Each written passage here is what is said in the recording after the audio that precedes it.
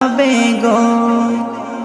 নামাজ পড়ো, রোজা রাখো, আর স্বামীর সেবা করো, কবর শান্তি হবে, আবার জান্নাত পাবে গো। যদি পর্দায় থাকো গো, ঘরে শান্তি আসবে গো। তুমি তেমনি ভাবে চলো নারী, যেমনি মা ফাতেমায় চলেছে জীবন ভরি।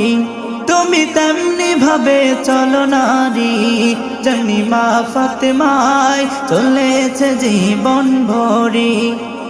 কোরআন হাদিসের বিধান মতে যদি জীবনটারে গড়ো, মা ফাতেমার সাথে তুমি জান্নাতে থাকবে গো। যদি পর্দায় থাকো গো, ঘরে